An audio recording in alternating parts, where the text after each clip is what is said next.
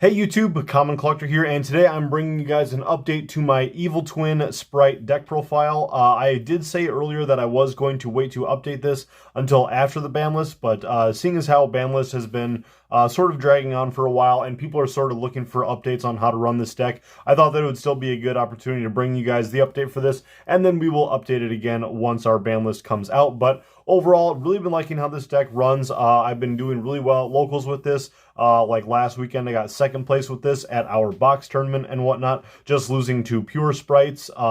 And then along with that, just been doing really good over just at other locals and whatnot. So yeah, overall, this is a very, very centric deck around the live twin, evil twin engines, but obviously utilizing sprites and the totally awesome engine and all that, or the frogs and stuff, to be able to get into all of your stuff. So for the live twins, we are playing two copies of the live twin Leela and then one copy of the treat. That is like one big difference of what I do versus other people. And then two copies of the Kiss a Kill and the one copy of Frost. So if you guys do want to drop the treat, that's totally fine. The only thing of why I really like playing it is that I was not playing it for a while, and then I came into a lot of interactions where like I would summon out Kiss a Kill, and then my opponent would imperm me or something, and then or ash it or something, and then I'm just stuck there without anything. But I did sort of focus on going in a little bit harder on the live twin engine, and then also putting in two copies of the Sunny Snitch instead of my one, which I believe I was only previously playing one copy, but now changed it so that I am playing like just a nice full little engine here. That way I can make sure that if like Kiss Kill gets disrupted, but I have Sunny Snitch or like Pot of Prosperity in my hand, then I'm able to possibly search for that extender and then still continue on with my turn. So overall, works really, really well. I really like how the engine has been flowing, so that's why I like playing those ratios. Getting on into these sprites, we have our three copies of Spright Blue. Before we go any further, I do want you guys to ask you guys to hit that subscribe button and also to like the video if you guys haven't already, and let me know down in the comment section if you guys want a combo video on how this deck should run. I am happy to do a combo video. I could get that out later on this week. Just let me know. And again, hit that like button and also let me know down in the comments if you guys want to see that video. So three copies of our blue, three copies of Jet, so we're able to search for our spells and or traps. Haven't gotten the trap yet, but so then we got our one copy of red, dropped red down to one, as well as just the one carrot, and then one copy of Pixies. I think a lot of people are now really respecting the Pixies. Pixies is so good. Can totally save you. It'll, I mean, like, no pun intended, it will save your totally awesome, which is so cool. Being able to save whatever link, rank, or level 2 monster on the field, and then maybe be able to damage your opponent's life points for in time and whatnot. So then getting on into our swap package, we are playing our three copies of Swap Frog and then just one copy of Ronin Tonin. I dropped the Dupe Frog to be able to put in that extra copy of the treat. So being able to put treat in here helped me to be able to like extend through disruption, and then not having the dupe frog in here allows you to sort of circumvent cards like Super Poly and whatnot, which is really cool. I really like that. And then also just one other thing on how this deck has changed. I am playing a very low hand trap lineup. So we're playing two copies of DD Crow, and basically that's it, besides the imperms, which we will get to later on in the traps. But I was previously playing a cross-out designator build. That's because I thought a lot more people were going to be on sprites and whatnot. But it is still a very diverse format, whatnot.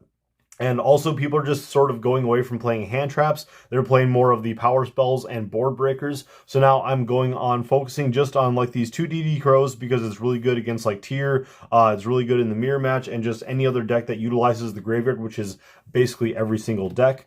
Then we're getting on into our three copies of Spright Starter. Don't really need any explanation there, as well as our one copy of Smashers. Then getting on into our two copies of Live Twin Sunny Snitch. This card is just really great to be able to search for you if you need a starter or an extender, which is really, really awesome. And also this card can help you in time as well. This card, this deck does sort of have a little bit of trouble being able to grind, no, this deck can grind really well, but it does have a lot of hard times closing out games and stuff, and also with the fact that you're playing like your starter and whatnot, then playing the Sunny Snitch can actually help you to sort of circumvent that sort of stuff. Then we're playing our three copies of Forbidden Droplet. Really nice playing this card in the deck. A lot of people are off Droplet nowadays because they want to play just Dark Ruler no more. But as you guys should know, if you're into this deck, that Forbidden Droplet works really great with the Kiss a Kill and Leela. You know, just so good in this deck to be able to play Droplet at 3 and make sure that you can always get your advantage off. If you're going second and your opponent tries to hit you with like an Imperm or an Effect Veiler and try to stop your Live Twin effect, you just Forbidden Droplet, negate the effect of one of your opponent's monsters, and then now when that effect resolves, Kiss a Kill like will summon Leela to the field, and then Leela will summon another Kiss a Kill, so it's just too good to pass up. Then one copy of Dark Ruler No More just as a 4th copy of a big board breaker card. I don't really have extra space in the deck to play a 2nd copy, and I don't really think that you really need to when, again, like Forbidden Droplet is just so good. Then 2 copies of Pot of Prosperity. I kind of have a love-hate relationship with this. Generally, my 3 cards that I'm always banishing for this card is going to be my Zeus package. And then I try to only mill for 3, like banish 3 to reveal 3, because generally you're going to draw into like the really good cards of the deck that you need. But if you only have like 1 engine piece or 0 engine pieces, you can mill 6 if you really feel like you have to. Then we're going on into our 1 copy of Called by the Grave just to be able to stop hand traps, or, you know, for the same reason why DD Crow's in here for the mirror match, for sort of that DD Crow purpose to be able to maybe banish a choice monster from your opponent's graveyard. Then we have our 3 copies of Infinite Impermanence, just another really great board breaker / hand trap. So I'm playing a lot of cards in this deck, as you guys notice, that just have a lot of versatility. You've got Droplet for turns 1 and 2, and you've got Imperm for turns 1 and 2. And then you also have like Starter and whatnot to be able to get you into like Pixies and all that stuff. So overall, like the deck just thrives really well around that stuff. And then for the final, the 38, 39, and 40th cards of the deck is 3 copies of Solemn Judgment. I'm not playing Anti-Spell Fragrance in the main deck, but I am playing the 3 copies of Judgment. Judgment is in here literally because of Dark Ruler No More, because people are playing that card so much right now. So it's a little bit crazy, but overall, playing the 3 copies of Solemn Judgment have really helped me ever since I put them in. So at locals and stuff, people do know that people are playing this deck. They know that I'm on this deck. So they are playing in cards like Dark Ruler No More to be able to just break these big boards. Because generally you're ending on like a red. You're going to be ending on a red, the Kiss a Kill and Leela cards and whatnot. So you're going to be ending on a very big board along with like Totally Awesome and whatnot. And then they're just going to be trying to Dark Lord No More you, and then you just go in with a Solemn Judgment and you can stop all of that. So really good. I really don't want to take it out of the main deck. I really highly recommend that you guys try that out and just watch how much it saves you in games. That is overall my biggest Pot of Prosperity target that I'm actually searching for. If I have all my engine pieces, this is the card that I'm searching for. Then we're going on into our 2 copies of Gigantic Spright. This card is just so good to be able to get you into whatever engine you need. Sort of like I was just talking about with Solemn Judgment. You have Pot of Prosperity to help search for whatever missing engine pieces you have. But overall, in your extra deck, you have like a fine-tuned way to get you to that, and that is with your Gigantic Spright. Then we have our 2 copies of Elf. You could play it at 3. But I am playing a little bit more of a diverse extra deck, so overall playing it at 2 has been serving me pretty well. And with how this deck can grind, since you are playing the Evil Twin lineup, it does help you to grind a lot better. So if you're missing your 3rd elf, it's fine. You can probably still win the game overall. So then we're going on into our 2 copies of the Kiss a Kill, 2 copies of Leela, and then our 1 copy of the Evil Twins Trouble Sunny. I am not playing the 1 brick in the deck, but overall it feels so good to be able to play this deck, because this deck is like sort of like mid-range between combo and control, but overall it feels so good to play like a little bit of a combo deck and not have like a brick in it. So overall, playing like this without that card is still really good. Then we're going on into our 1 copy of Totally Awesome. That's going to be it for all of like the engine pieces for all of our Evil Twins, the Totally Awesome Frog lineup, and with the Sprites.